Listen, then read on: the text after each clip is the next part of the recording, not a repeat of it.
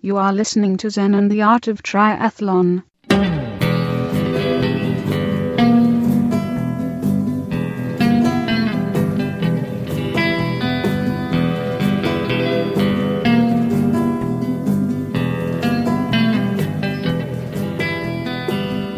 Well, hey there, all you tri freaks and geeks, and welcome to another episode of Zen and the Art of Triathlon, the podcast where we go long on endurance and learn a little Zen to improve ourselves along the way. All right, this episode is pretty unique.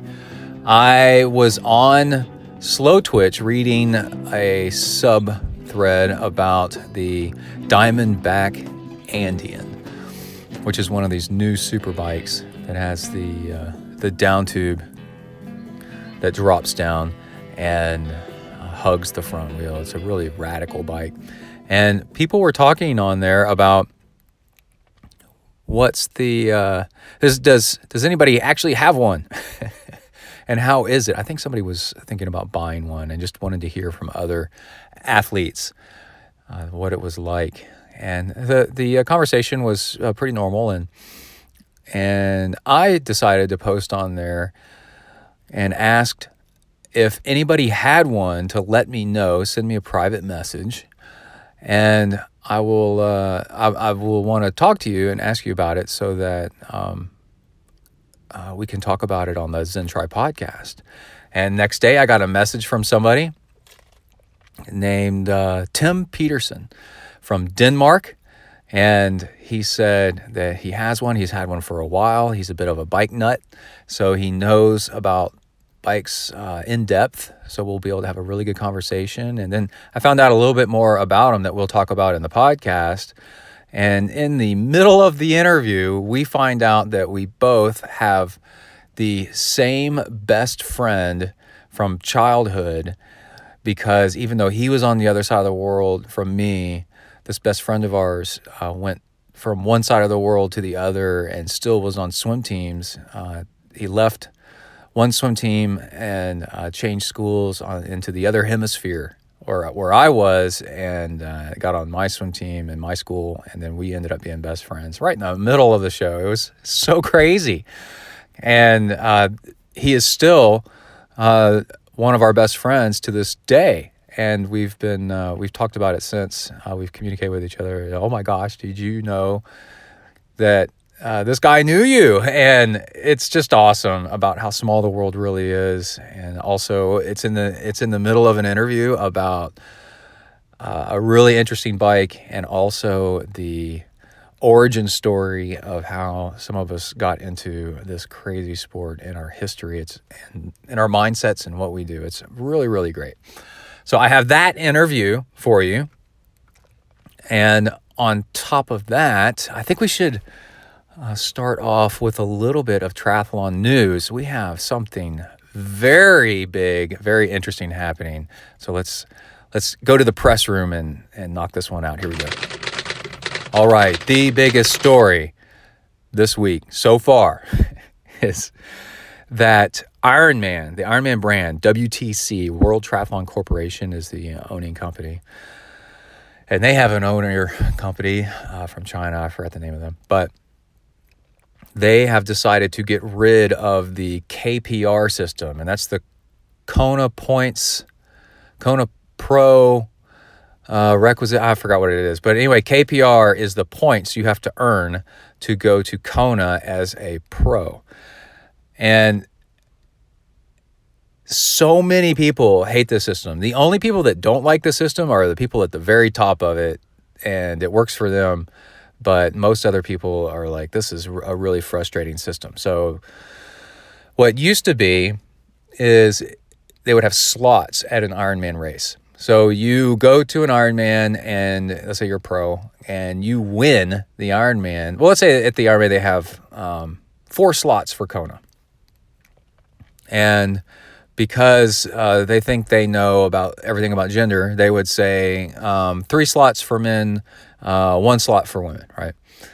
And then you would get the top 3 men, and the first place woman, for example, would go to Kona. from that race. And this was happening like all over. They have so many slots. It's the exact same thing as what's going on for the age groupers still today.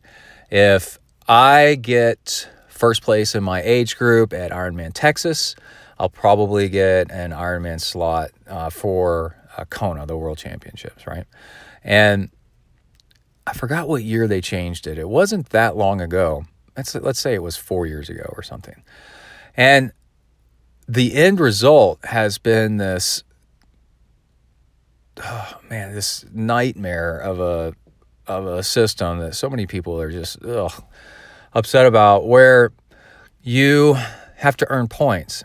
And basically the top 50 or whatever it is of men, and whatever they decide for women, end up out of all the points, the top 50. Let's just talk about the men for a second. The top 50 of the men of that points goes to Kona, and then what happens is the more people race, the more points start collecting. And if somebody ups their points, then you got to up your points to beat them out. It's there's this feature in marketing goods called race to the bottom. It's where you try to undercut each other's price. Well, that's kind of dumb, because you end up just hurting yourself, because now you're making less and less money each time. It's very similar. Even though the points go up, it's actually a race to the bottom, because Ironman is a very physically devastating event, and to keep needing more points to get to Kona, to get into the top of the heap, while everybody else can go out and earn more points too, is really counterproductive to the health of the athletes. So a lot of people are saying, get rid of the system, because people are having to race 2, 3, 4 Ironmans a year to get enough points. And then that's the other thing, is by the time you get to Kona race day, you're dealing with athletes that have done 3 Ironmans in a year, and they're exhausted. And 3 strong, pro level, pro caliber, excellent performance Ironmans, right? And then, so on race day, they're tired and they're exhausted, and it's can be a career ender as far as injuries and overtraining and all this crap, right? And then that doesn't even begin to describe the situation for the women. Thorsten Rad, who does huge amounts of data mining, did a whole bunch of analysis on the women's field, and found that the women were having to race even more than the men. And I forgot the dynamic that creates this situation, but it might have something to do with there's fewer spots, because Ironman said, because there's fewer women in the sport, we're not going to give as many pro spots. And that started the whole thing with the hashtag get 50 women to Kona, because it should be even. I think in the Olympics, there's always an even number of men and women in whatever sport that has men and women in it. And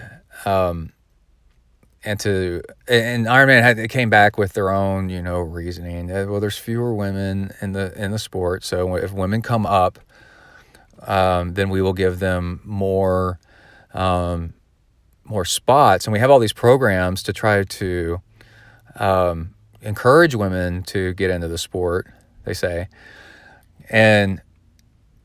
But that's like pushing a rope, when the people in the sport, the female pros in the sport, said, if you want more women to participate in the sport, make more spots available. You're sending a message from the top down that says we don't see women as equal. So we're not going to give you as many spots, when say it was 50 men and 50 women, and just, there may not be many women in the field, and they may not be because there's fewer women in the field, and the quality may be, once you get off the first, 10, 20, 30, then performances, the quality of the athlete may not be so phenomenal as the depth on the men's side, but have the spaces there, have the spaces open. And they're like, well, there's not enough room on the pier and all that. And it's like, that is BS. And also, you're giving away spots to NFL players and people like, I like Gordon Ramsay, but I'm just saying, but like gourmet chefs.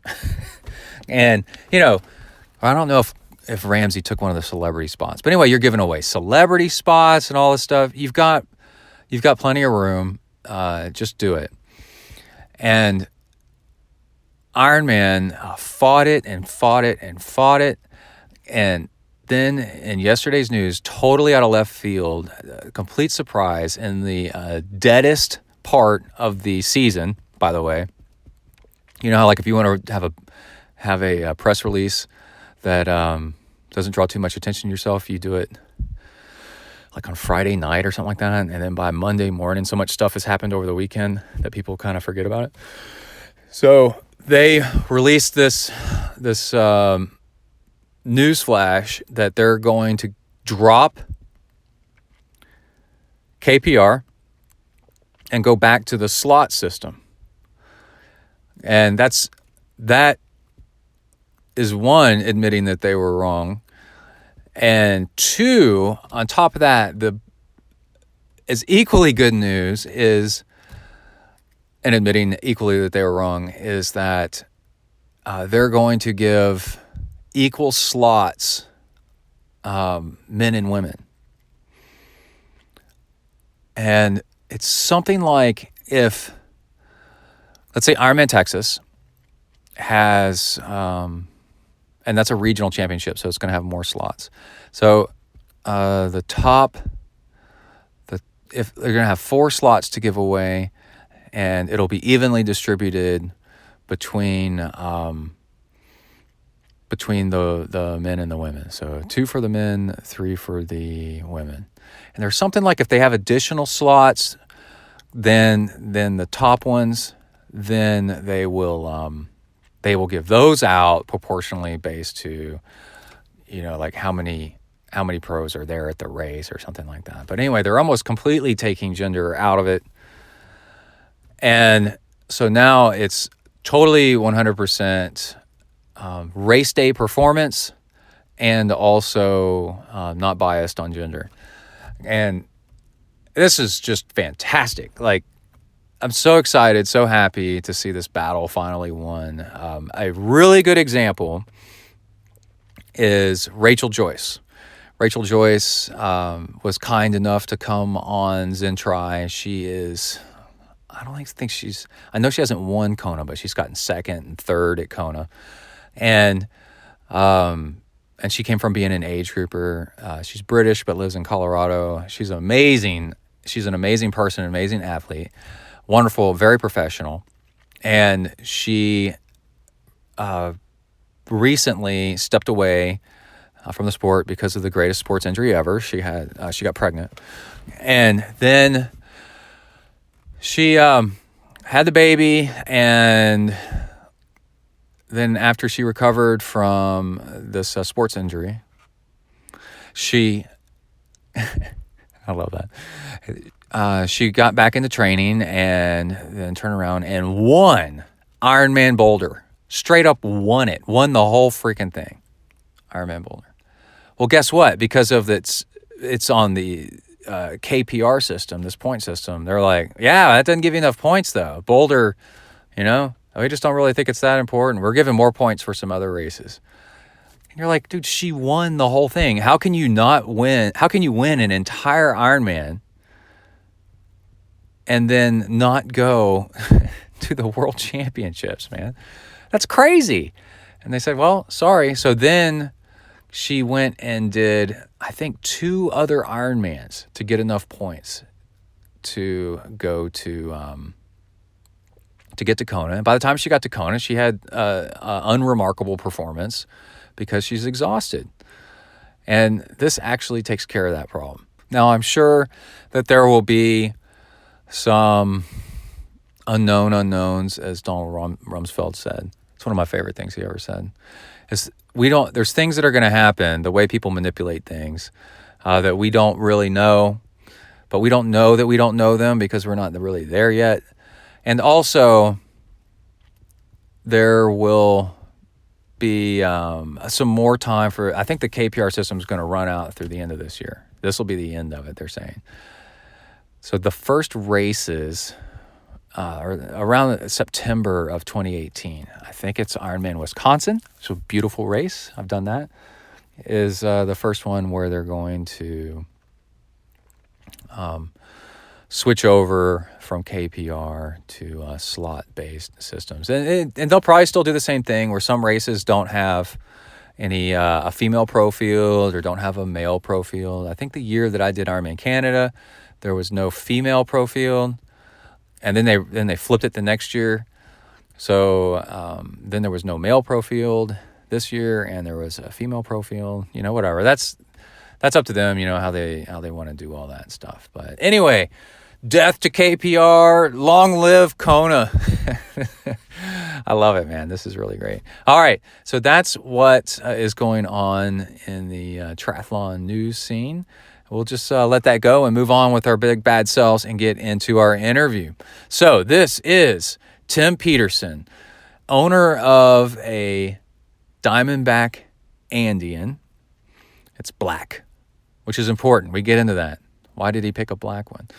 And yeah, we go over in detail all about the bike, everything that he likes about it. And then, by the way, we get into a couple other sports that he played, but also a little bit of plantar fasciitis talk, where he starts telling me that actually he hasn't been racing that much lately because he's got plantar fasciitis. And I said, well, bro, I actually am well on the way of recovering from plantar fasciitis, and I know some tips that might be able to help you. And he was very receptive, and we talked about that. So listen towards the end of the interview. If you're suffering from plantar fasciitis, I have a few tips in there of what really, really helps. Cool. All right. So that's a lot coming up. Let's go ahead and get into it with Tim Petersen, Denmark, with his Diamondback Andean. Here we go.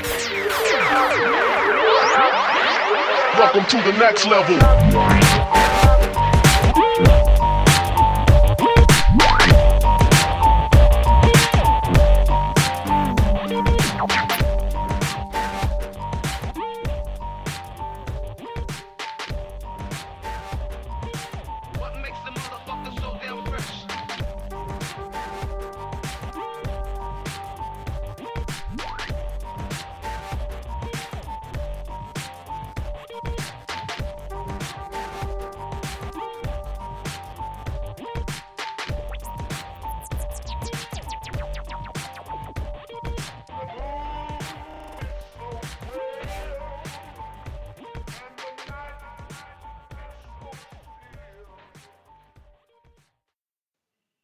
Hey, Tim, are you there? Yes, I'm here. Hi, Brad. All right. Can you hear me okay? Yeah, and you? Yeah, I can hear you just great. You want to go ahead and start recording? Yeah, fine. All right. We have on Skype, on the hotline, the ZenTri hotline, we have Tim Petersen calling in from Denmark, because we're going to talk about his bike and how he got into it and his path along the way there. And by the way, Tim, I was just listening to a different podcast where they were listing off yet again the happiest countries in the world. Yeah. And Denmark tops the list, I think. Okay. And it's all because of the structure of your country and how much vacation everybody gets. Yeah. Yeah. Compared to the United States, we have a lot of more vacation time. Yes. Yeah, it's absolutely crazy. I've managed to lifestyle design myself into a less stressful kind of job, and if you stick with a job a long time, you get more vacation. Not 5 weeks, but I think it's about 3 weeks now. Yes. And it's so great, And then my son just went to Sweden this summer to visit relatives, and he came back. I already knew this, but I was happy how much he picked up. He was 12 at the time. Okay. And he said that I know it's in Norway. I guess it's in Sweden too. The right to roam idea, where you can just travel all over land and it's not trespassing. It's the same in Denmark. You don't have trespassing in Denmark as well. It sounds so great. Mm-hmm. It sounds so great. I wish we had that here. We have a barbed wire fence everywhere and signs saying that you will be shot if you trespass. Yeah. Well, in Norway and Sweden and Denmark are very liberal countries, and the general idea is that the country is for everyone. You can still own the land, but you're not allowed to deny people access to the land. Right. So you have to provide paths or ways they have to walk around in the area that you own so they can enjoy the countryside. Right. Yeah, right. And it's like unless the land is cultivated. Yes. Then I didn't know you had to provide pathways for them. It depends if it's a nature scenic area, then you actually have to provide access for the public to it so they can come and enjoy it as well. Wow, that's so cool. Yeah. Mm-hmm. That's so cool. I when I was visiting a friend in Vermont was sort of similar, where people are allowed to just travel across the land, and then Vermont also has no billboards as a state law. Okay. And I live in a town where billboards are banned. You can't have a sign over so many feet high. And the town right next to us does allow billboards, and our side of town just seems so much nicer. Yeah. Than the other side. And anyway, so let's see. You are 45 years old. Yes. And you got yourself a Diamondback Andean about how long ago? I bought it in January. Uh-huh. But the frame size that I wanted, it wasn't delivered until in the end of March or something like that. And then I got it in the beginning of the summer. Okay. So what color did you get? I got the black one. Oh, okay. Yeah. Yeah. Well, I think that was also one of the issues. I think they got the red frames in the beginning, and then the black ones came a little later. Oh, yeah. So I had to be a little patient in getting mine. I've noticed that the black one, the red one, it bike's the exact same size. The red one seems bigger. The black seems to hide the size a little bit. I think so too. Yeah. I think it's the color that more jumps out at you, and therefore the frame looks bigger than the black ones does because it's more like a shadow. Mm-hmm. Yeah. Yeah, it looks more like a shadow. So why did you become interested in this bike? Well, I've been I had a Kestrel 4000 before that, and I've been looking at getting a new tri-bike, and I've always been in love with Specialized Shiv TT, but it didn't really have the storage options that I wanted for half and full Ironman. Then you had to do all these different options on it, either put something behind the saddle or on the top tube. And then suddenly this Andean popped up on the scene, and I was also looking at the new Canyon. Yeah. But the design of the Andean just kind of kept on popping back at me, and I decided I had to go with the Andean. It's the sheer design of it just caught my attention. Well, there was I have a friend that used to race motorcycles, and when I saw the Andean, I immediately emailed him a picture of it, and I said, "Yes, this thing looks like a Ducati or a Honda RC51. It looks like a motorcycle. This is so cool." Know, it does. and in the beginning, there was a lot of talk on the internet about the the down tube and the part that's right behind the front wheel. How effective is that on a bicycle compared to a motorcycle? Because True. on a bicycle, your wheel kind of tends to, or at least your front wheel tends to turn a little bit. So that might not have the big impact on a bike compared to a motorcycle. But I've been riding it now for over half a year, maybe 8 months or something like that, and I think it's very aero bike. I mean, it weighs a little more than my Kestrel does, but I think the first time I took it out on, I have this, what do you call it, 40-kilometer course that I ride here. Sometimes, when I check myself against, see how far I've advanced on my biking skills, just to do a status. And the first time I went out on the end and I took it out on this trip, and I came back and I had ridden faster than I had on my Kestrel when I was pushing myself, and I wasn't pushing myself on my Andean. I was like, what? Why didn't I push myself? Because I could have done it even faster. So it is definitely aero, even though it weighs maybe, I think, 1.5 kilos more than my Kestrel does. Right. So, yeah. Well, there was a do you follow, what's it, GCN, the YouTube channel, Global Cycling Network? No, I don't. They did a test of an uphill climb. I don't remember what the tri-bike was. It could have been a Cervelo P5X. Okay. But anyway, it was a very, high-end tri-bike versus a road bike. And even though the tri-bike weighed more, because the line of thought is don't, if you're going uphill, then a tri-bike doesn't really help. Yeah. Because of the extra weight. Well, they found that and this was somewhere in the mountains. It wasn't like super steep, but it was an uphill climb for sure. The tri-bike was faster than the road bike because of the aerodynamic benefit of just less drag. Okay. Because anytime it wasn't on an uphill climb, a lot of times you get little downhills and stuff like that.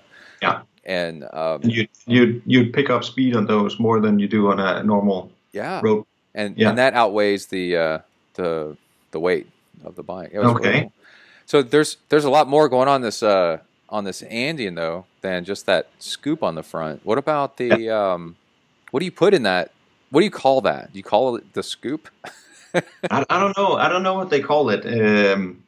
I was listening to Kevin Qualms, the designer behind the Andean, the other day, just trying to find out what he called that, because I was certain you were going to ask into that, and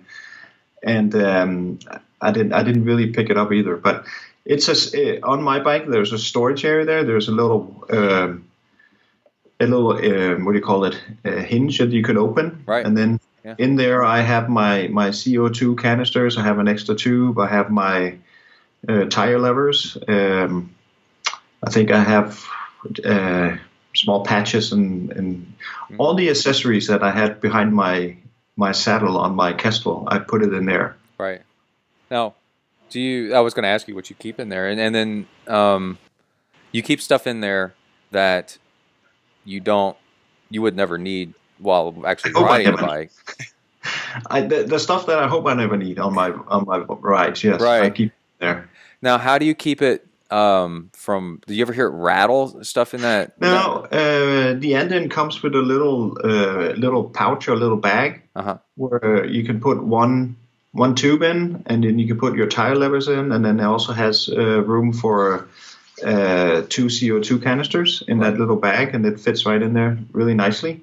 Okay. So that's basically what I had on the back of my saddle when I was driving on my Kestrel. So it all fits in there, and it kind of gives me, well, whenever I go riding, I always have 2 CO2s and 1 or 2 tires with me, and then tubes, and then gives a kind of security, and it's always in there, and I like it that it's going down, so it's you bring your weight closer to the ground instead of having it up at the saddle. It's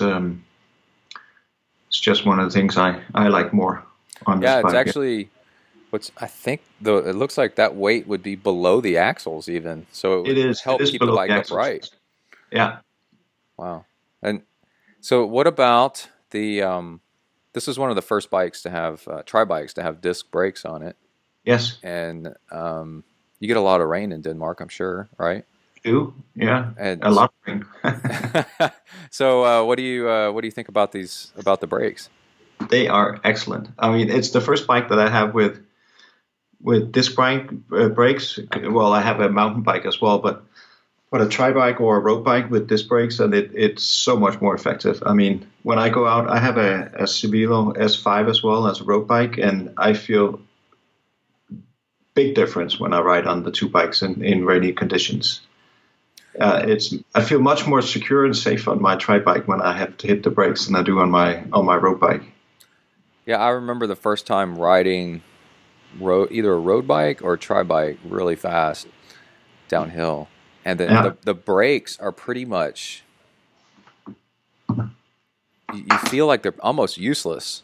You're just like, well, I hope nothing happens, because there's no way you're stopping this thing, and it'd be more of a controlled crash in a way. And then I used to ride mountain bikes before there were V brakes, and then through V brakes to finally to disc brakes. And what disc brakes did for mountain biking is just unbelievable.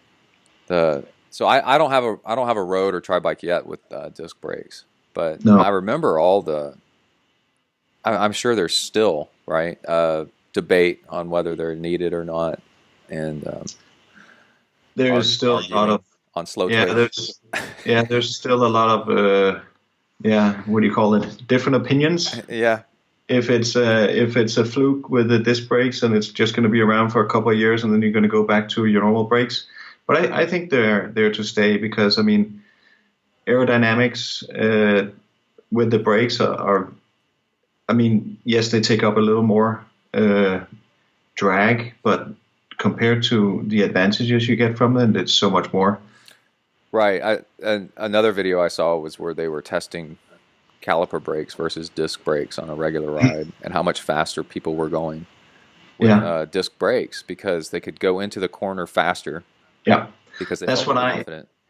When I was doing the half Ironman in Rügen at the end of the summer, when I'd come up to turns or where you had to brake, I would brake at a much later state than everybody, and I would pass a lot of people hitting and going into turns. Right. And because I was so comfortable knowing that I could brake, and I knew that I could hit him at a much later stage. So, people would be braking maybe 20, 25 meters before me, and I would hit in and brake maybe just 5 or 10 meters before the turn, and I would pass a lot of people, and going out of the turns, I was just like laughing and saying, "My God, this is really working for me." Yeah. That's on the run, on the other hand, but that wasn't fun. No. Well, with caliper brakes, you feel like you've got to start braking way ahead of time and kind of coast into a turn. Yeah, exactly. And just kind of hope that you kind of hold the thing together on the way through a rough turn. Yeah, and I guess with disc brakes, I know on my mountain bike, if I ride through turns, I don't even think about it. I just apply brakes as needed, and then the times that because this happens a lot mountain biking, or you come around a corner of the trail and all of a sudden there's a new log or something in the trail, and you've got to slam on your brakes. The stopping distance is far shorter. Yeah, that's right. So what about above the head tube?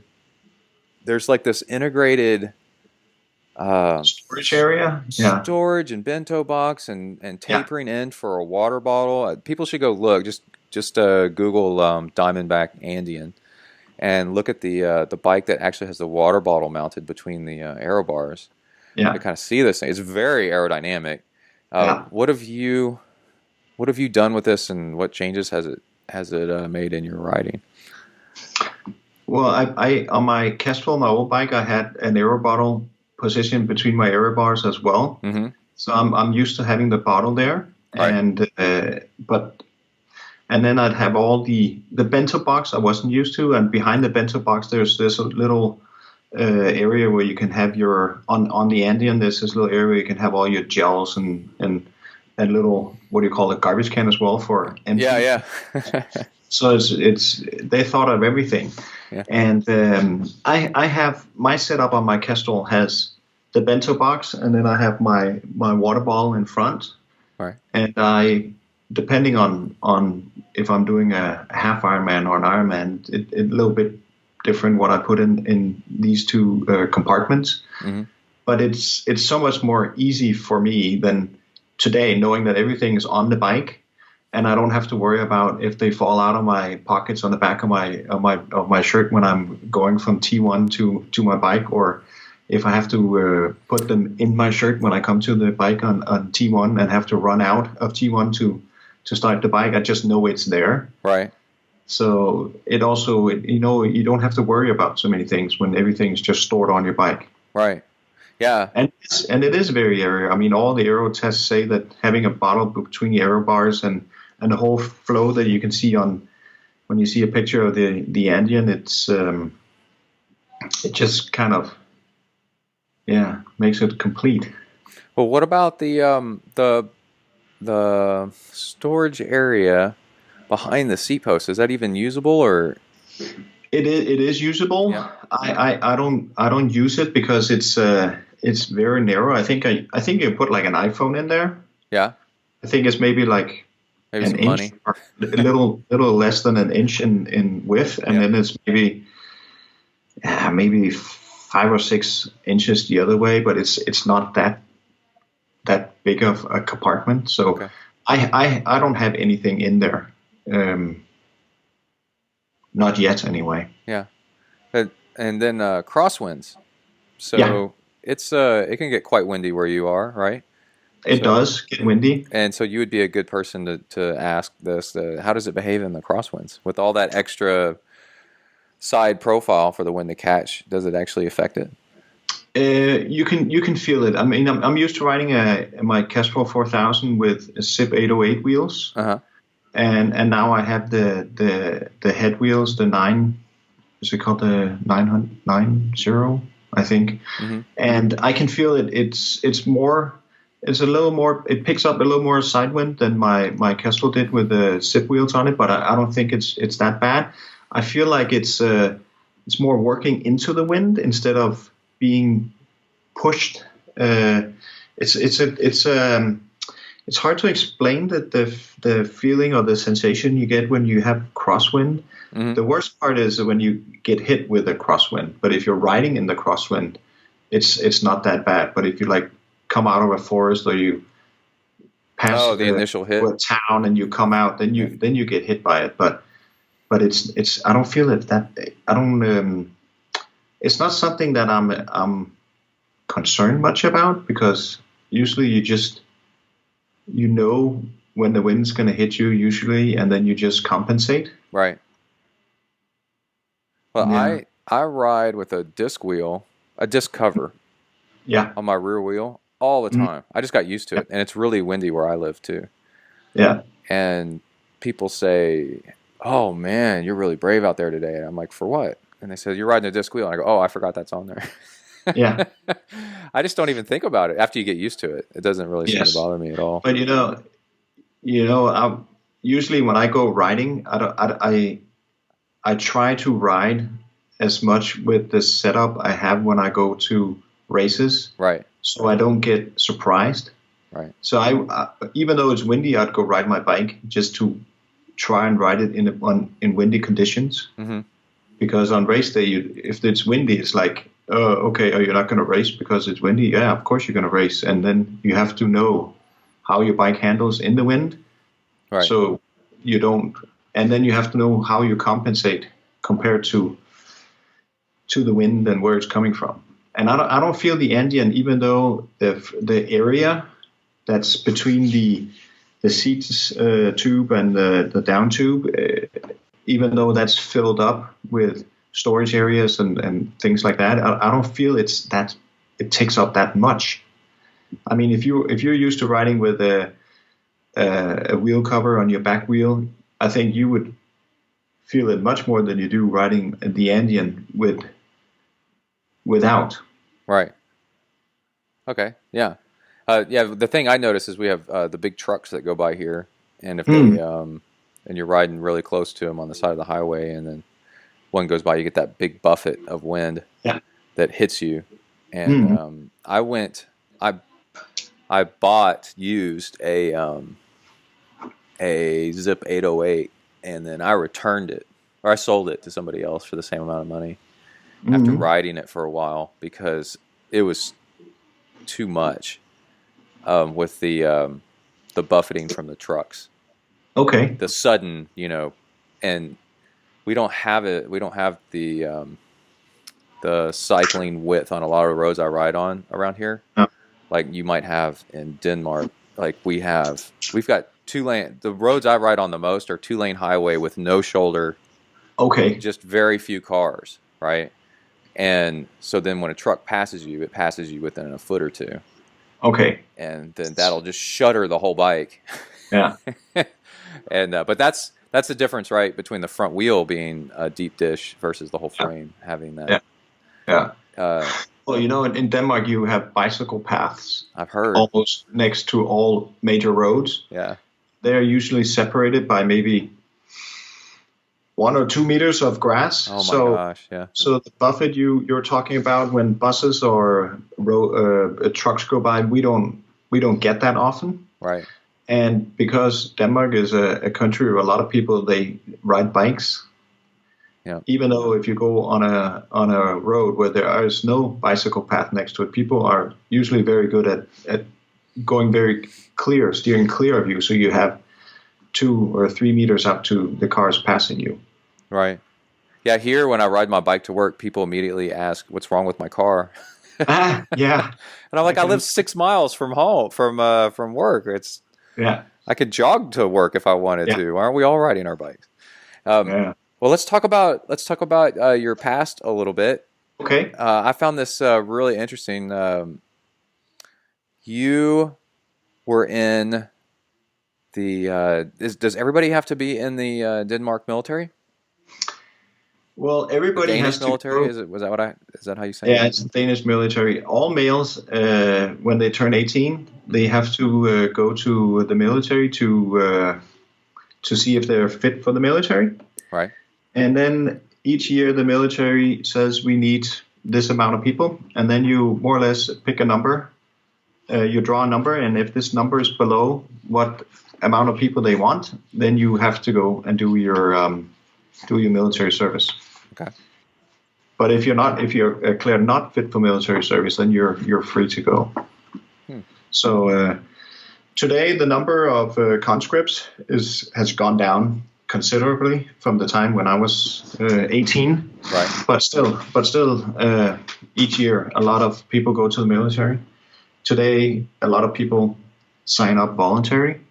Okay. I did that as well, and then I signed up for reserve officer school. Yeah. So, yeah.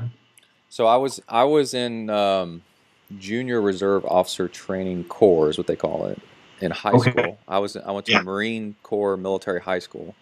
Mm-hmm. Marine Military Academy is what they called it, and then I was in the Corps of Cadets, which is ROTC, Navy Marine at Texas A&M. Mm-hmm. And so I have that a little bit of that experience too, and but this thing where you get to be an athlete in the military. Mm-hmm. Were you part of that? That's new to me. I never really heard of this before. Well, when you're in the military, in Denmark anyway, they have a military pentathlon, and each military base has their own team, and each military base competes against each other. And then from the best of these bases, they pick out the national team that competes against other nations. That's called the CISM. Uh-huh. And that's for everybody in the military. And then they have almost the same, but for reserve officers. It's called CIOR. It's only for reserve officers, but also against every other nation. And I was on the Danish military pentathlon team for reserve officers, which is called CIOR. So what is pentathlon? Well, pentathlon is the 5 disciplines. Is on the first day you shoot with the nation holding the competition's rifle. Okay. And then you have a precision, and then you have a rapid fire, and then you shoot with the nation's holding the competition's firearm, and it's also a precision and a rapid shoot. On day 2, you have the NATO military obstacle course that you run. You do that in your uniform. And then you also do the NATO swimming obstacle course, and you swim that in uniform as well. Oh. Yeah. And then on the last day, you have a orienteering run. Oh, cool. Where you run in your uniform, boots, and with your weapon. And usually how long does that take? Yeah. Usually they say the fastest, the winner is around 2 hours. Oh, wow. So it's for some people it's a long day because you get lost in the forest. I was about to say. Yeah. Well, usually they give you all different kinds of maps to run from. Usually it's like orienteering maps. Sometimes it's aerial photos. Sometimes it's small handwritten notes about how to navigate through an area that they give you, and it's just to make sure that you keep your military skills tuned. So you go through all these things, and it's every country comes with a couple of teams to these competitions, and it's good fun. It keeps you in shape. I bet. That's and you were also a competitive swimmer growing up. That's correct. Yeah, my dad got stationed in Saudi Arabia, and I started competing in swimming when I was there, and kept it, up till maybe when I was turning 15 or 16. I was doing competitive swimming. So I am still friends with a guy that grew up on a base for a while in Saudi Arabia. He was in Riyadh. Yeah, I was in Riyadh. Oh, okay. Maybe you met Nathan. No, you're kidding. You know Nathan? I know Nathan. He was my best friend in 5th and 6th grade. Are you serious? Serious. He lives in Texas, and he's he's one of my best friends. With nuclear something. Yeah. Yeah. Oh, great. Okay. Well, you still know about him? Do you talk to him? Well, we keep in touch on Facebook. Okay, great. Yeah, Nathan and I were, when he left Riyadh, he came to Marine Military Academy in College Station, or in Harlingen, in Texas, and then that's where he and I became best friends, and we were on swim team together. Okay. He was dating my sister a while. Oh. Well, that's cool. Awesome. Yeah, small world. All right. Yeah, there was people from all over the world at that military school. So I can imagine. Yeah. Yeah, that is a small world. Well, let's see. The other thing I wanted to ask you about was, what is it like being you? Right now, you're the CEO of a boarding school. Yes. And I have the same boarding school you graduated from. That's correct. And I'm wondering if you have a little bit of the same thing that I'm experiencing, where I'm now the scoutmaster in charge of a scout troop. Okay. And when I was a kid, I can only imagine the adults and myself, if I was told that I was going to be a scoutmaster someday, they would have laughed so hard. I know. Can you believe what happens to us when we get older? They start putting us in charge of things. Yeah. I get asked a lot. When you graduated from this school, was it your plan to come back as the CEO? And I'm like, no, I had no idea about coming back here, because, when you're at school, CEOs and people at that level, they're not really part of your life. I mean, when you're that age, it's you're focused on your homework and the teachers and all the girls and your friends, and that's basically it. And it was just much later, you find out, oh, there's a CEO and there's all these things, and wow, that's interesting. So it wasn't a part of my plan. It just happened that way. Right. So what's it like being on the? Are you on the same campus even? Yes, I have a house. Uh-huh. It's the part of the package, and it's placed on campus. Oh my gosh. Yeah. So That's I don't crazy. even I don't even need to ride my bike to work. I have like 300 or 400 meters to my Right. office. So But like Nathan and I were at that military school, the general, and a few other people lived on campus too. yeah. The commandant. Mm-hmm. Yeah. And we just walked. Yeah, we walked across Battalion Street over to classes. Yeah. Wow, this is really, really neat. This is cool. So, what are your plans for the future? Let's see. You do Ironmans Yeah. And half Ironmans and half and Ironmans. So, how has this past year or so gone for you, and what are you looking forward to? well, this past. What did you ask a question? No, go ahead. Okay. Well, this past year I've done 3 half Ironmans, and the first 2 went more or less as planned. The last one was not as planned. It was the one in Rügen because I got a little injury in my heel, so I couldn't really run. But I just like humped through the run because I had signed up and it was a new place for me to go, and I just wanted to try it out, and it was great experience and great fun, and it's an excellent race in Rügen.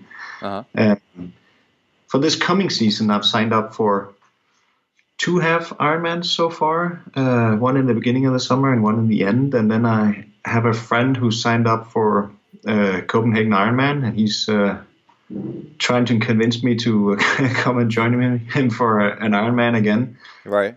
Kind of flirting with the idea right now.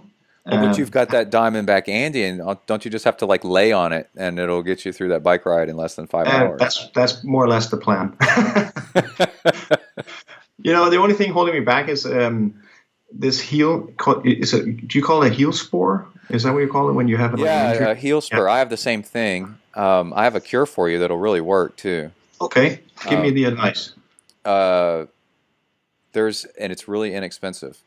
Okay. There was a huge study because there's all these different potential cures out there. Mm-hmm. You can everything from massaging it to even, which is real low tech, to real high tech is cold laser. It's called like cold laser therapy or something like that. Yes, I tried that as well. There's surgeries and all this stuff. And the one thing, so this group of researchers got together and they did a meta study. And a meta study is where you study all the studies.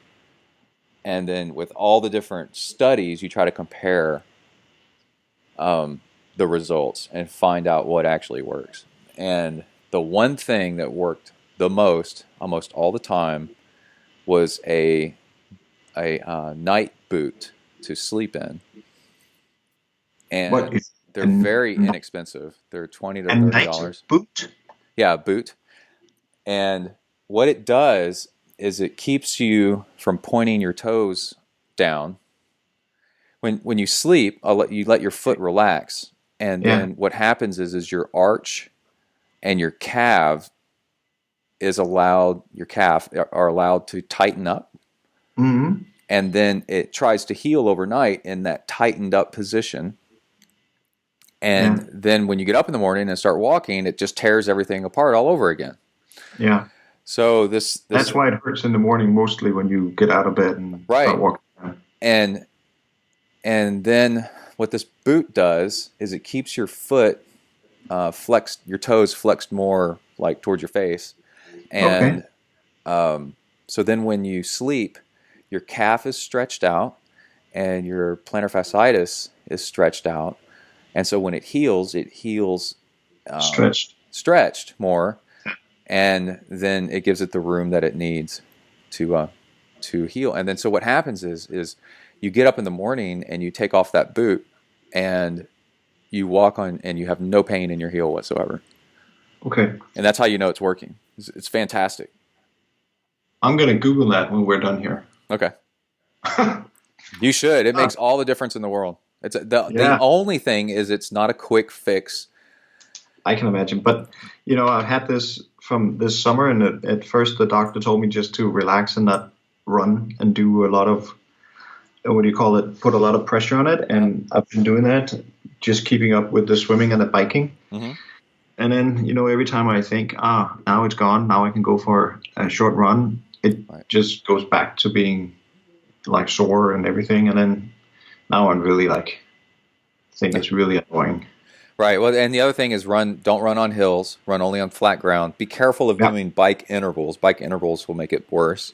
Mm-hmm. And there was something else. You'll notice that the calf, if you don't wear it, this night boot, your calf when you wake up in the morning is tight.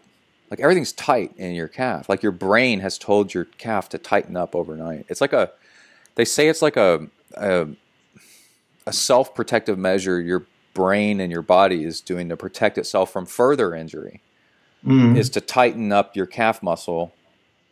And that's overnight. That's what it's done, and then so it's putting pressure and rubbing against your heel bone. And there's no spur there. There is such a thing, they said, as actually getting a heel spur, but that's really rare and usually almost always not what you've got. It's just what you have is an irritated spot where the tendon is being pulled across the heel bone. There is no spur. It's the attachment point or something like that. Yes. That's just irritated. Yeah. That's really wild that you have that exact same thing. I developed that over 6 months, and then I've had it for a year after that before I figured out how to start treating it. And then once I figured out how to start treating it, it got better remarkably fast. Okay. And because that's kind of like what's holding me back from signing up for this Ironman, because I'm like, if I don't get this fixed, I'm not going to have time to get my running into the shape I want to be in, and then it's not going to be fun doing a full distance. I mean, half Ironman, you can more or less just hump your way through it, and that's the way. But a full Ironman, it's not going to be fun doing. No. So I did Ironman Canada with the plantar fasciitis, and it's a really hilly run, and I made it about halfway through the run before my feet hurt so bad that I decided that I was doing more damage than good, and I just needed to walk the rest of it. That sucked because I was having a good day and I was in good shape for it, but I just couldn't run it. It was too much. Yeah. When I did Rügen, I maybe like 5 or 6 kilometers into the run, and my heels started hurting. But then I just started running more on my forefoot, and that kind of worked for me, just putting down the speed a bit.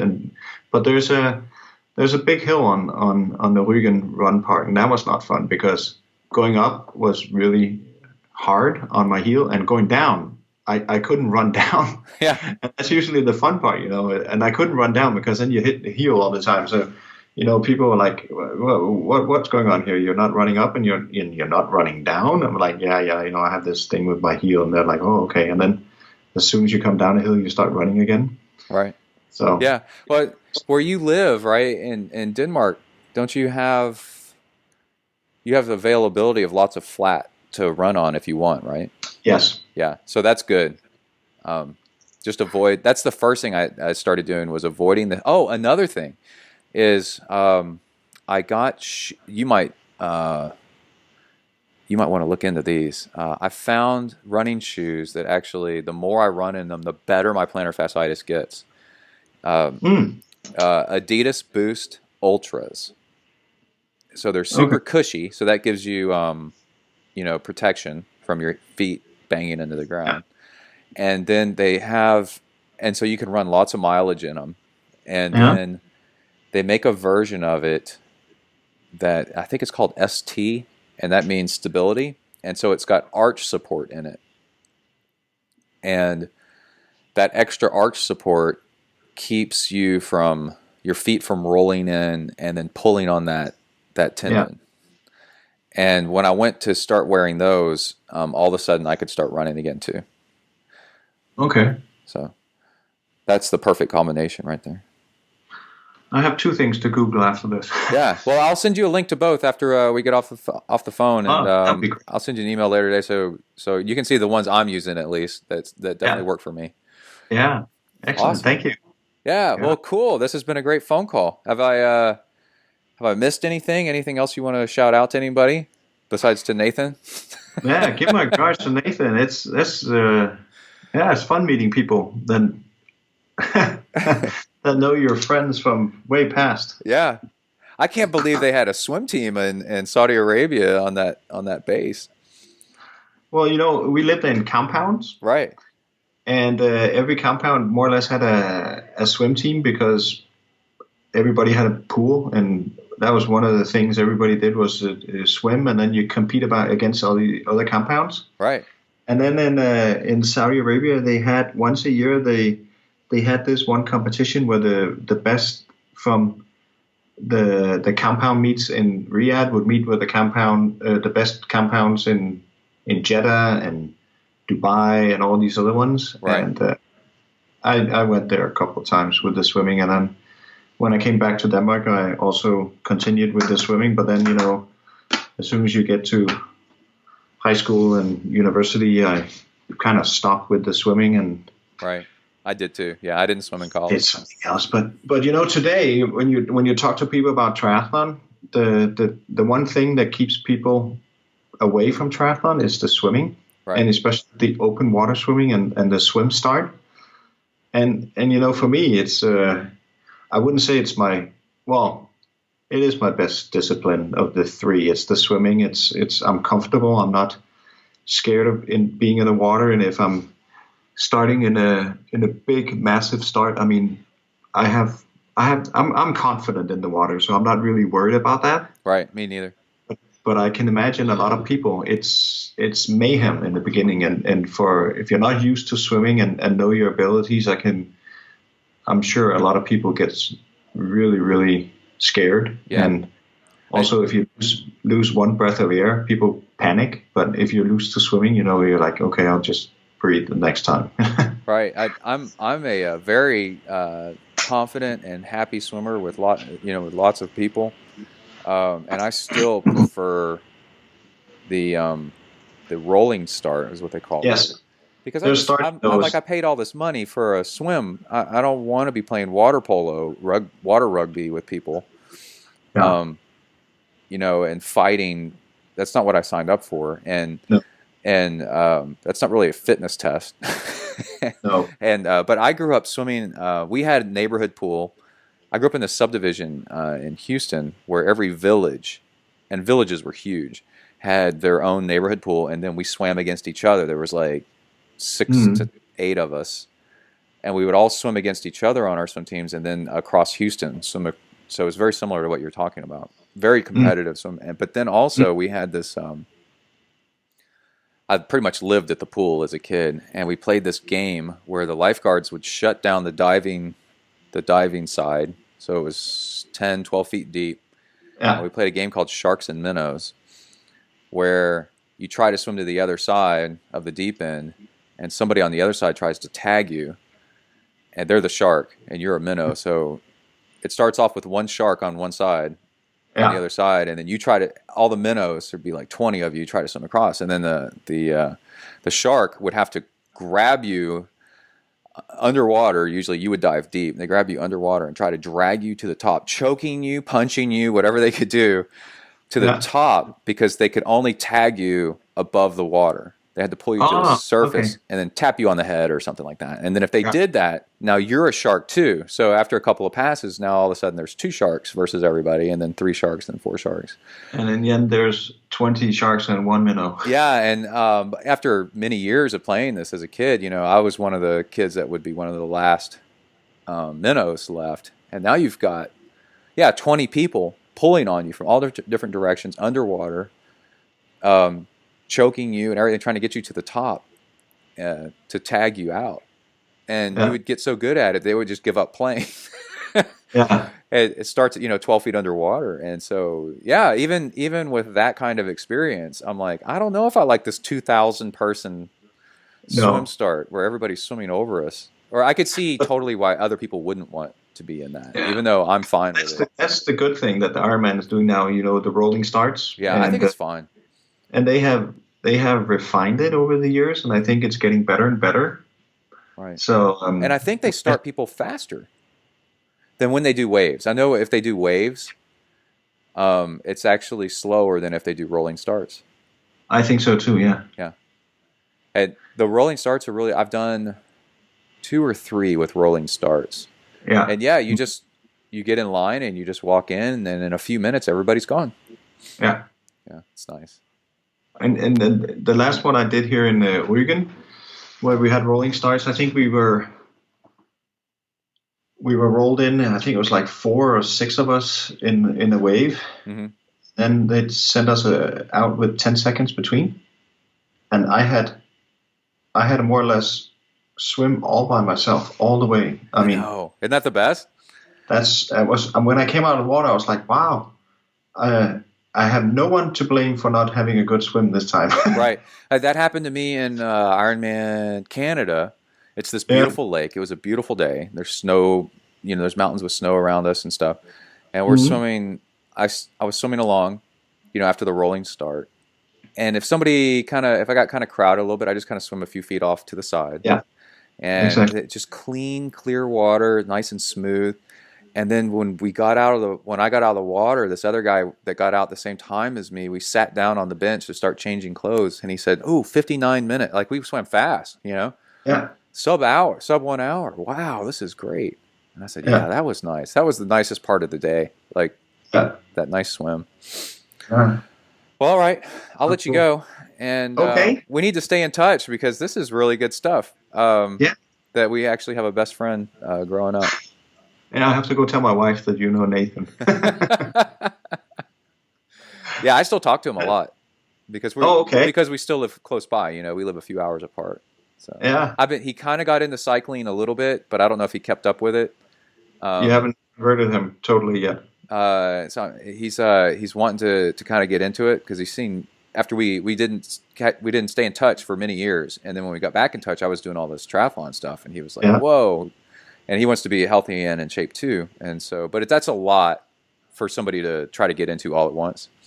Yeah. And it is. So I was like, just start biking, whatever you want to do, and then we'll catch up. So, this whole triathlon thing came sneaking onto me, because I was doing the military pentathlon, and then in the off season, a lot of my teammates, they would go mountain biking. Right, I did. So that too. I started mountain biking as well, and you still have to do your running. So it was like biking and running, and still doing your swimming, because there's also swimming in the military pentathlon. Right. And then we just started signing up for these triathlons, and it was back in the day when triathlon wasn't like that big, and you just show up on any kind of bike. There's no aero bikes or anything. People would even show up on like grandma bikes and stuff like that. Yeah. It was just for fun. Mm-hmm. And then suddenly Ironman and triathlon really, really boomed. So now you have to sign up for Ironmans in like a year in advance to make sure you get a spot. You can't sign up like 2 weeks before when you're in shape. It's crazy, the development that's gone into the triathlon world. Yeah, that's why I've done a lot of Ironmans on my own. Of all the Ironmans I've done at least way more than half of them just self-supported, just around my town. Yeah. So I'll swim at the local lake, and then I'll do the long bike ride, and then I'll do the run around my neighborhood. And then if anybody wants to join me for any part of it, then they can. I don't have a rule. I'm like, I'll do the run, like in loops, for example, and the bike ride in some loops. And I'll say, hey, you want to join me for a loop? You want to do part of the swim, none of the swim? You want to do 5K of the run? Just join me. And I always have people come out and do parts of it. And I've had a couple people do the whole thing with me. Oh, really? Okay. Yeah, and then it gets to be really fun. Like, and then it's free. So all the money you would have spent on the Ironman brand, now you can go buy a power meter. Yes. Yeah. So. Do you have a power meter on yours, or? Yes, I have. I've got an old. It's wireless, but I have an old power tap. Okay. It's been upgraded though to the G3. It was originally the older one. It's like a 2007 power tap, so it's about 10 years old. Yeah. And then I just got the Duretto trainer. Okay, yeah. Smart Trainer, and it's got a power meter inside of it. So until then, I was riding the indoor trainer with my power tap wheel, and the power tap wheel I have is built into a Zip 808. Okay. So I was getting power on the trainer and power out on the road. But the what I like about the having a power meter built right into the trainer is I can take my race wheel off. Yeah. And just save it for when I actually do ride outside on long rides and stuff. I have a power meter on my Andean and on my Seville as well. Okay. And what do you have? Which ones? I have rotor. Okay. What is called is it called the flow? The one I have on the other one, and the other one is called the Quark. Oh, Quark, yeah. Yeah, the Quark is a little older than the new flow. Right. So the Quark only has right side measurements, and the flow has dual. Right. Okay. So yeah, but I try to get my wife. Well, my wife is doing triathlon now as well. I signed her up for like first a 10th of an Ironman, the short one. Right. And she's doing a quarter Ironman. She's done it twice, and I signed her up for next year. And she's like, "What? You keep signing me up?" I'm like, "Yeah, it keeps you in shape." And today I just spoke with my kids because in Denmark you're not allowed to do Ironmans unless you're, I think not before the year you're turning 18. Yeah, I could see that. Yeah, and then I told my kids, my youngest son, he's 16. I said, in a year and a half, when you're about to turn 18, how about us doing like an Ironman together, but we do it as all three of us. A relay? Where one does the bike and one does the run and the third does the swimming. Right. And they were like, and I was like, yeah, but what do you want to do? And my daughter, who is 18, she said, but I'd rather do the biking. I'm like, you do the biking. And my son's like, I don't want to do the swimming. And I was like, okay, I'll do the swim. You do the run. He's like, a marathon? I'm like, yeah, you can do a marathon. You just have to train. And they didn't object. They were like, okay, that sounds kind of fun, It is. Yeah. It is. Yeah. So my wife has done one half Ironman, and she's a few years ago, and she's done one. She just did a half marathon, and she's nowhere near into this stuff as much as I am. I mean, she likes it, and she does triathlons, but she's not into the training as much. So no, she's middle to back of the pack. But as you get older, you kind of move up through that pack. Yeah. And then she signed up for Austin. No, not Austin. Galveston, Texas, half Ironman. Yes. Yeah, half Ironman. Yeah. And the one you ride through the forest then? No, that's the one north of Houston. That's the Woodlands. Okay. This one, Galveston, is on the beach, sort of.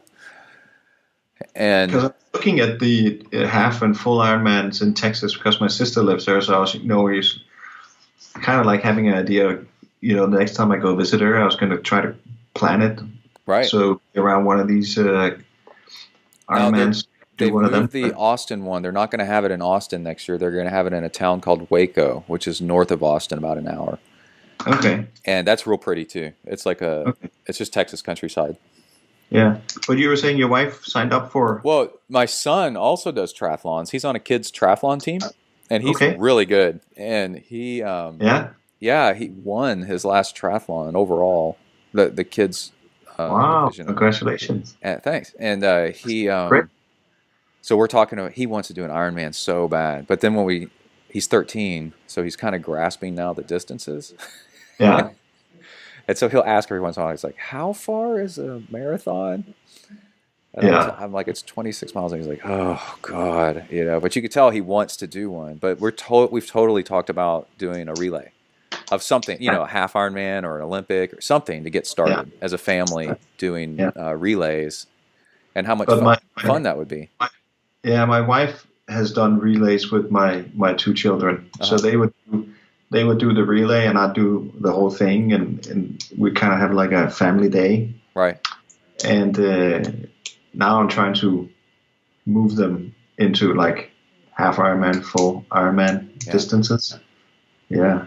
Well, I did a all ages triathlon with my son in Austin last spring, and so he was in a wave before me, and I told him if I caught him, just don't let me catch you. And I think the run was a 2-mile run. I don't know what the distance are in kilometers, but it was a sprint triathlon. But it was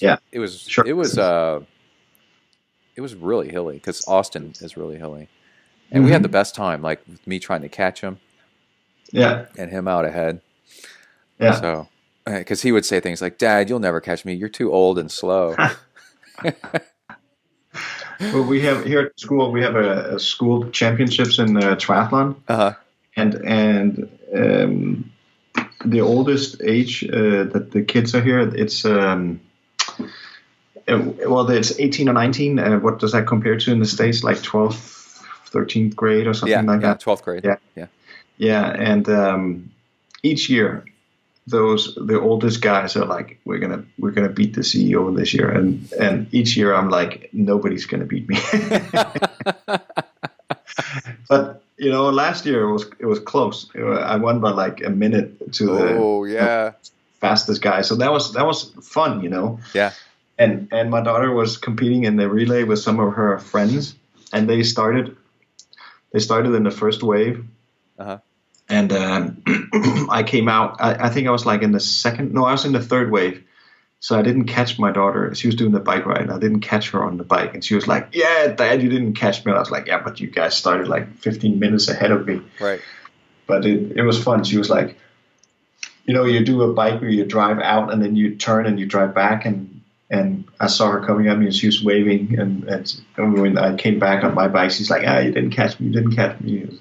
It was fun. Those kind of, competitive teasing there is. Yeah.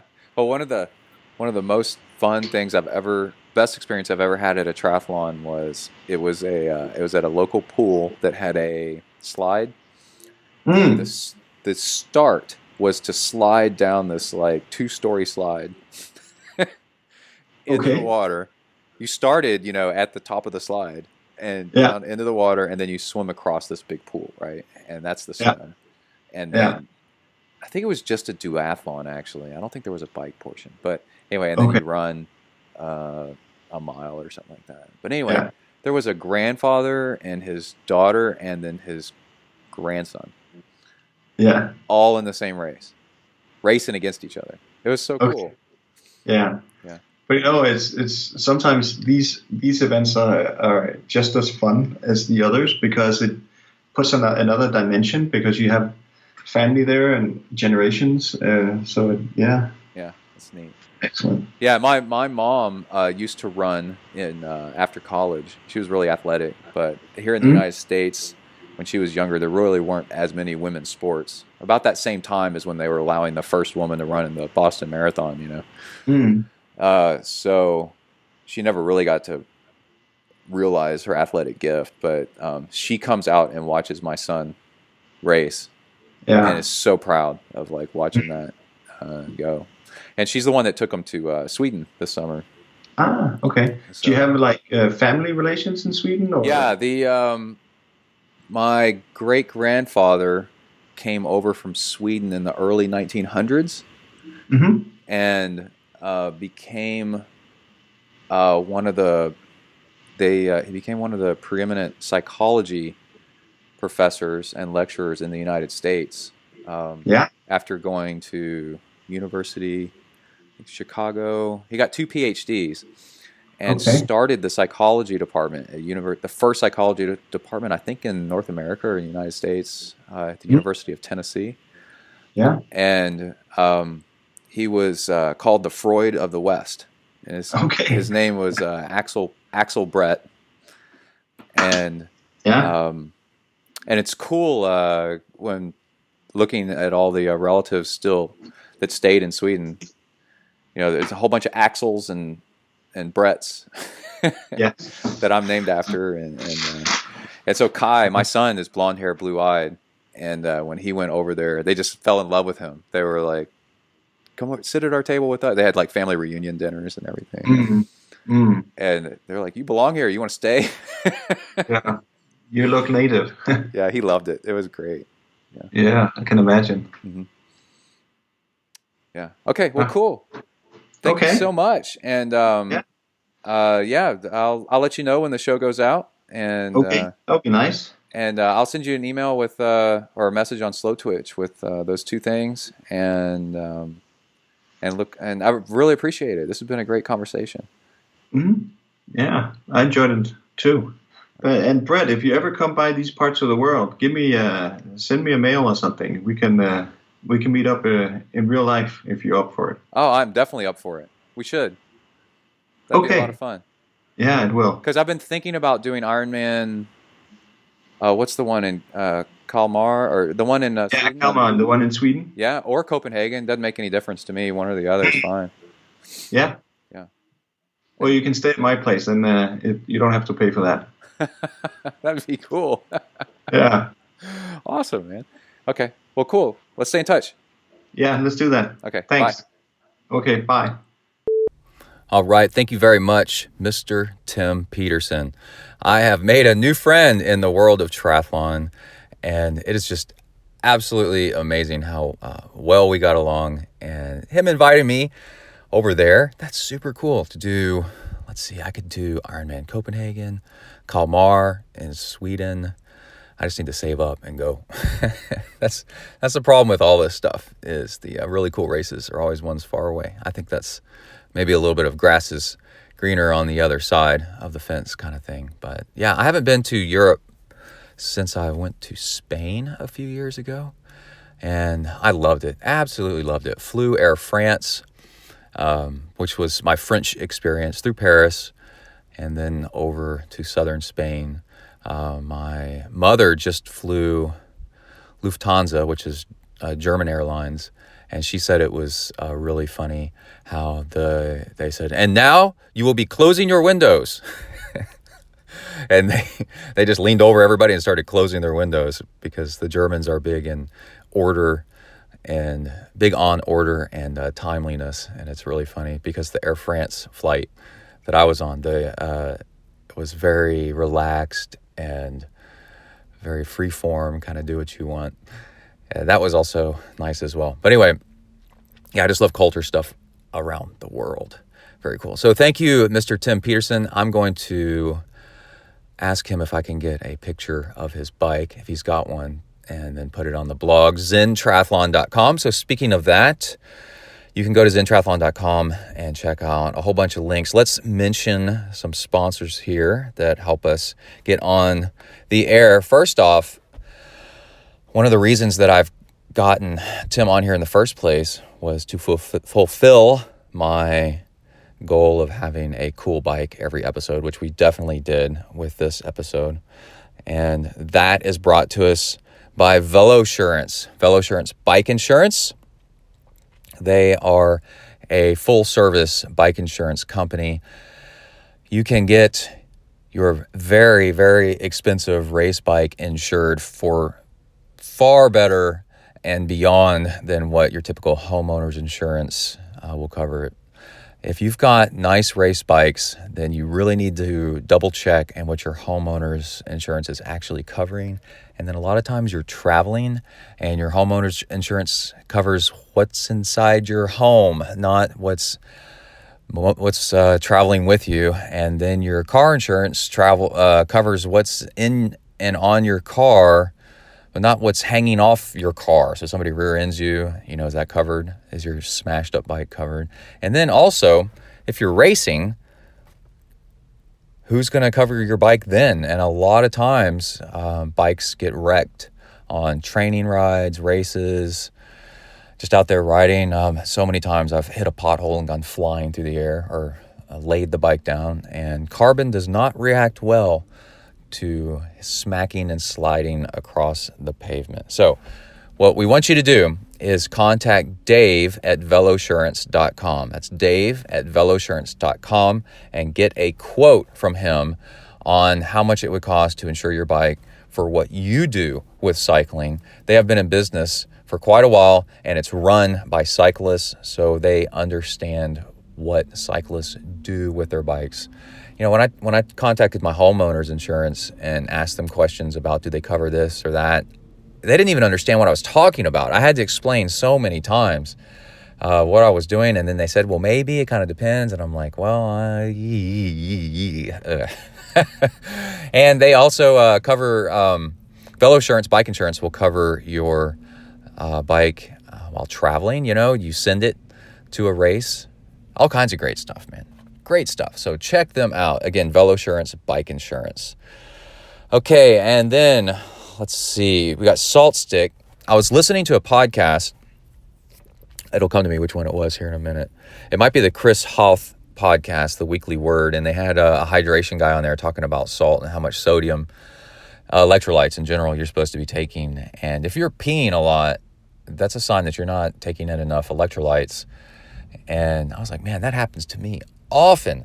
So I've started upping the amount of electrolytes even more because actually I think about it, I really don't take all that much. And then I live in Texas, and in the summer months, it is just crazy about how much water I go through. And I'm a bigger guy. I'm from Northern European heritage. So I am not adapted to warm climates. And I'm sitting here in Texas through the summer. And so I just lose tons and tons of water and sweat. So you need to make your water stick with Salt Stick. I came up with that. That's a pretty cool one. Make your water stick with Salt Stick. And Salt Stick is the electrolyte company that measures what comes off of you, and then they get those same ratios and put it back into you, which is really rare. If any other company does that at all, it's really cool. If you read the Salt Stick capsules packaging, the potassium and the magnesium and all that other stuff, the ratios are actually pretty great. They try to emulate exactly what's the same in human sweat. So you're putting back in what you sweat out. And my favorite thing with Salt Stick is to open up the capsules, which is really easy to do. And that's powder inside. And then mix that into my fuel. And so I can make my own fuel with my own amount of electrolytes and save a ton of money. So you can get 25% off, speaking of saving money, with discount code ZenTri. But what you have to do is you have to go to saltstick.com and then /ZenTri. And that's our own special page. And when you go there, then you get a pop-up that says, what's the password? And then the password's really tough. It's ZenTri. And you get in, and then you get 25% off all the stuff. Isn't that cool? We got our own little page. And I just love making my own fuel because then I can make it the own concentration that I want. And I keep everything separate. You can have more electrolytes, less electrolytes. It saves a ton of money. And if you don't drink it all, then it's okay if you have to throw it out. And you can make just the amount that you need. And it's really, nutrition is the black arts of long distance training. And speaking of that, I wanted to give a mention to Chris Hoth's podcast. Somebody on Instagram or Twitter, let me see if I can find it. I'll open it up here in a second. Mentioned, hey, have you checked out his podcast? It's called The Weekly Word. And I said, no, I'll check it out because I know Chris Hoth, and I'll have to spell his name for you because it sounds kind of like Hoth, like the planet Hoth in Empire Strikes Back. But let's see, Hauth. Hauth. And I forgot exactly where he's from. But he's not from the United States, so he's got an accent. But he's a former professional triathlete, and he does long-distance coaching, and he's also a Rich Roll's coach. And he's very laid back, and he talks very calmly. He's very soothing.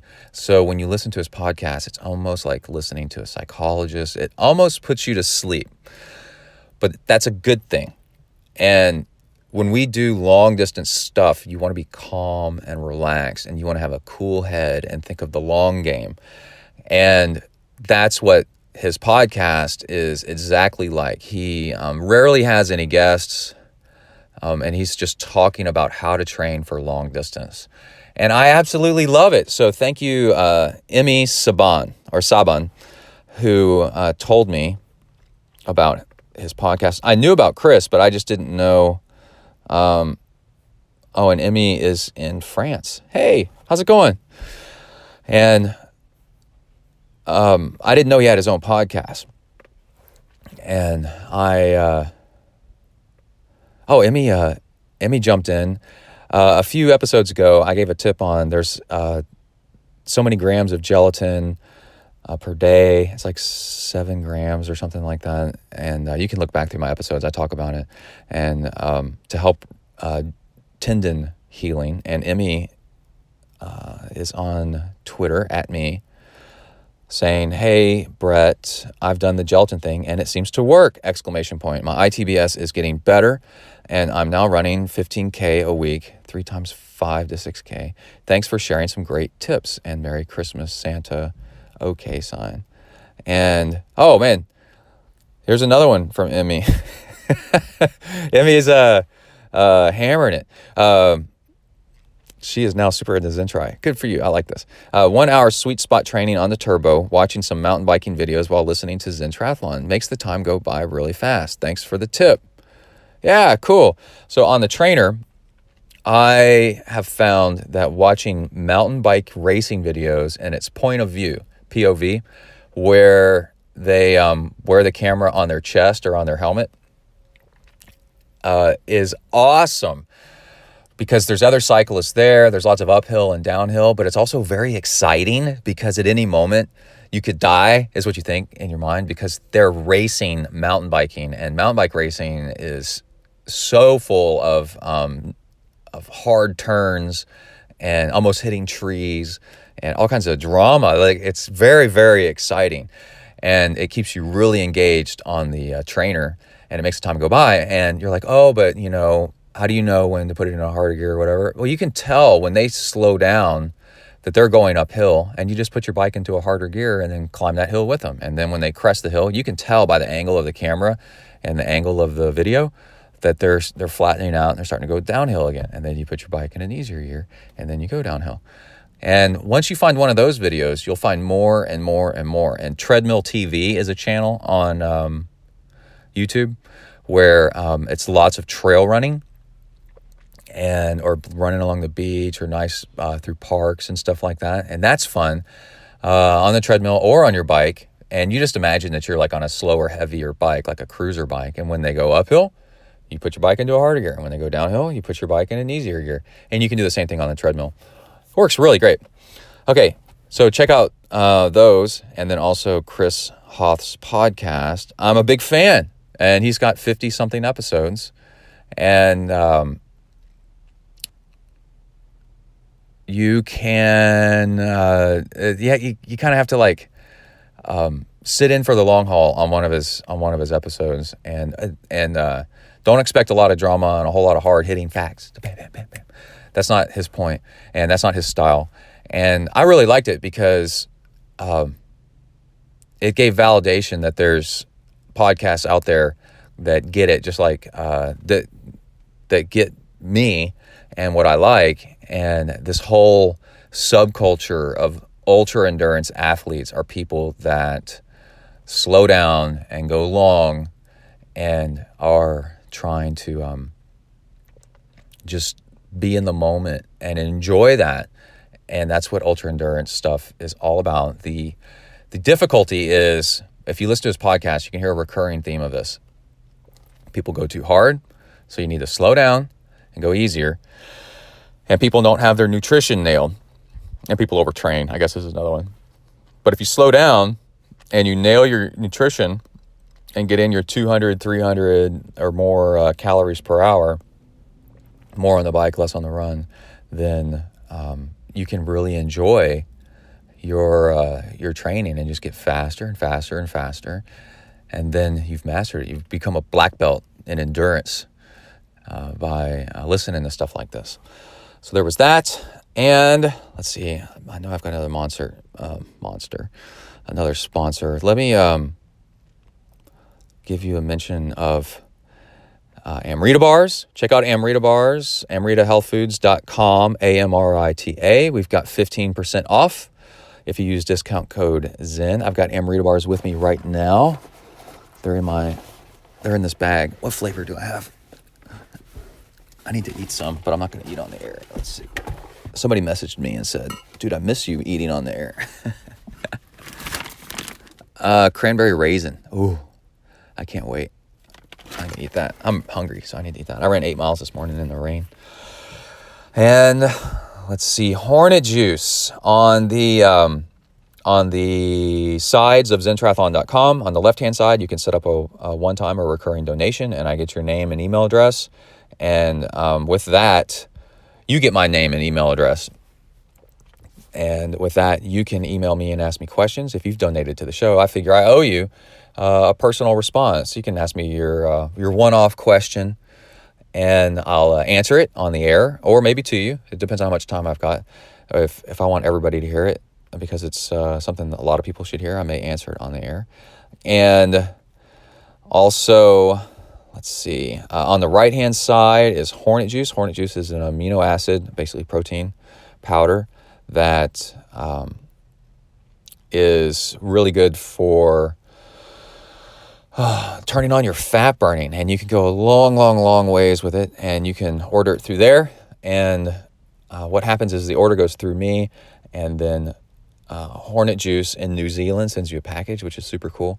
And they reimburse me just a tiny bit for getting the word out there about their stuff. So in a way, you're helping Zen Triathlon, you're helping yourself, and you're also having something fun to show your friends, like a cool, like a nutrition and training thing. And it really works. It's absolutely amazing. It's called Hornet Juice. And again, it's on the right-hand side of that. And I think that's all of our sponsor notes. We should mention donations. And we have Dwayne Morin, Houston Marsh, Rick Foster, Michael Radagna, Derek Riddell, Brett Hoyer, Simon Wright, Karen Jackson, Daniel Clemens, Justice Phillips, Pablo Cacho. He's a relatively new one. That's a cool name. I like that name. William Smith, Jonathan Woodman, David Williams. I have a best friend from high school named David Williams, and I don't think you are him. He. Tanya Roy, Han Chu, John Mulan, Katie Jo Favia, James Godek, Peter Salzin, Hans Henrik Madsen, Matthew Heinz, Michael Wilkinson, Matthew Frois, and Allison Frutos. And I think that's it. Okay, I think we've got a show out there for people to check out. Next episode, I'm going to go over what our family got for Christmas, triathlon-wise, endurance things, how we dealt with the family coming, and also I've got 2 tips for you that people asked me recently. One is how to keep little fingers and tails of your pets, little fingers of your kids and tails of your pets out of your bike wheel when you're on the trainer, which is a very real thing.